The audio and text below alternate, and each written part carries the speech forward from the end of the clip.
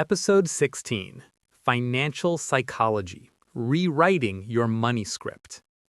Welcome back to The Inner Architect. As we move toward the final chapters of our journey, we must address the material foundation of our lives. This podcast is proudly brought to you by www.selfdevelopmentpsychology.com, your laboratory for understanding the hidden forces that shape your reality.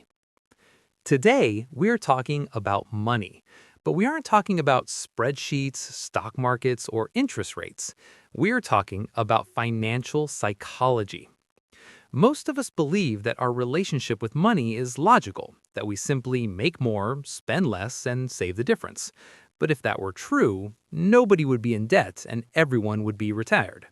The reality is that money is one of the most emotionally charged subjects in the human experience. It is tied to our survival, our status, our freedom, and our self-worth. Today, we're going to explore your money script, the unconscious beliefs about wealth that were handed down to you before you even earned your first dollar. We're going to learn how to redesign your financial architecture from the inside out. Part 1. The origin of your money script.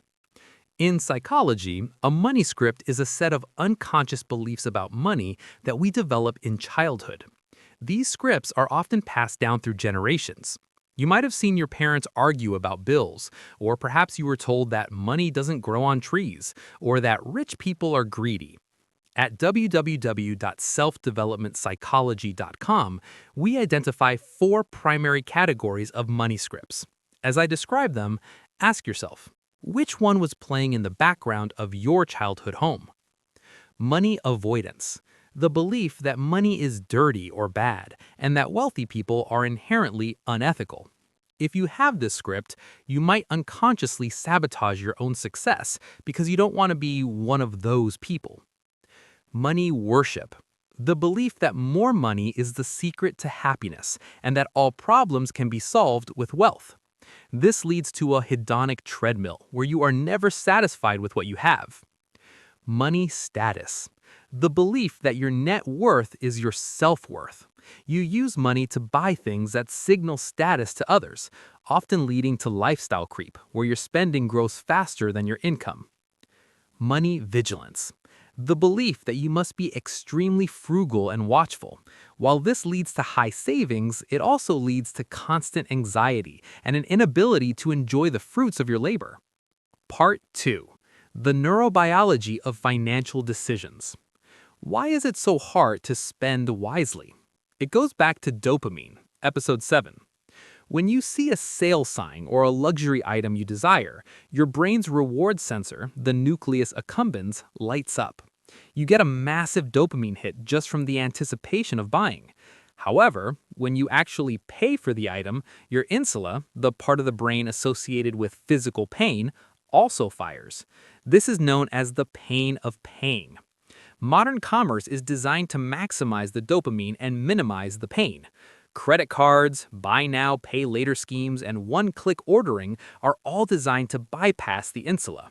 At www.selfdevelopmentpsychology.com, we teach that the inner architect must find ways to reintroduce the pain of paying, such as using cash or waiting 24 hours before a purchase, to bring logic back to the financial center. Part 3. Money as a shadow projection. In episode 2, we discussed the shadow. For many people, money is the ultimate projection of their shadow. If you feel intense anger toward the rich, you might be projecting your own suppressed desire for power or freedom. If you feel intense shame about your debt, you might be projecting an identity of unworthiness that has nothing to do with your bank balance.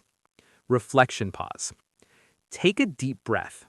If money were a person, how would you describe your relationship with it? Is it a controlling boss, a distant lover, a scary monster, or a reliable tool? Your answer reveals your current financial identity. Part 4. The scarcity mindset versus the abundance mindset. One of the most destructive architectures we see at www.selfdevelopmentpsychology.com is the scarcity mindset. When you live in scarcity, your cognitive bandwidth is reduced. Research shows that being under intense financial stress can lower your effective IQ by up to 13 points. You become so focused on the immediate fire that you lose the ability to think long term. An abundance mindset isn't about wishing for money.